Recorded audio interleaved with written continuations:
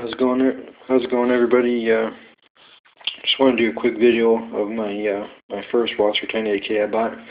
The second one I bought, I left it alone mostly for the most part. Kind of wanted it to kind of look like a military AK, like an old school somewhat. And this one, I actually wanted to be a tactical one. Kind of wanted to have both. So this one, to start off, I have a AK-74 style muzzle brake. This is actually the first thing I probably did to this rifle.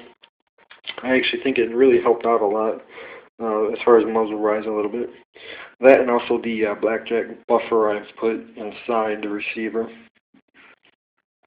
And moving on, I got the tactical handguards. Has 4 rails on there, 2 little ones on the side right here, one on this side and one on the left.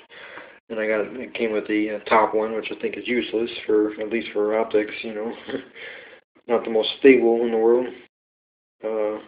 Also came with one on the bottom, and a little plastic piece in case you didn't want the rail on the bottom. But all it does is slide right off. And this one I put a Tactical little stubby grip on here, vertical grip. And it's mostly for when you're rocking out a magazine, so if you had a longer one, wouldn't be real good for, getting the magazines out. Would be a little more difficult. And the rifle is empty, by the way. Anyways, so that's what I did there. And as far as the optic goes, this is just a kind of a cheap sight mark red dot. I actually have it on my high point carbine, and it holds up very nicely for the 9mm, and works great for that. It has 4 reticles. However, I have not sighted this gun in with this red dot on here, so hopefully it holds up to the force of the round. Hopefully it doesn't lose 0 all the time or anything, but I haven't, tested it out yet. Anyways, it has a UTG, scope mount that has a quick detach right there, so you can actually slide it right off. So you don't have those 3 Allen wrenches that's underneath on the other one, where you have to tighten it on, which I think is kind of dumb. It's just more tools that you will need to take the gun apart for field stripping than what the gun was designed, of course, not to need tools. So that's why I went with the quick latch. It actually, is on there, perfectly, nice and tight.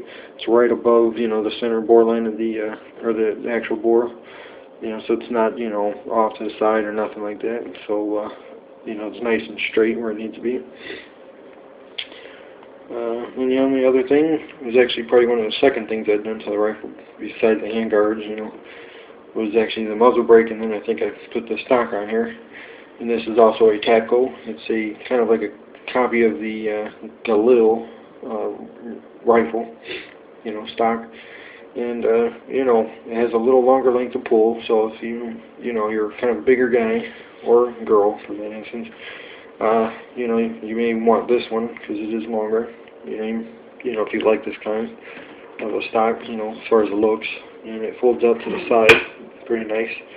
Locks in there pretty good. Doesn't really come undone unless you get some force to it. Yeah, I've been happy with it. It's a nice stock. However, I kind of like the com block length. Not the NATO. I just kind of like the shorter look of like a traditional AK. Yeah, so I love the way it came out. I think it's pretty sweet. I always wanted a tactical AK, and of course I wanted a more of a standard AK, so that's why I got 2. And on this one, I wanted to actually, no, I'll save that for another video. And I'm going to do a video on how I fix the canted sight. So, at least for this one, and actually my Polish Tonto I have was just off a little bit. So yeah, I'll do that in another video. Alright, thanks for watching. Have a good one.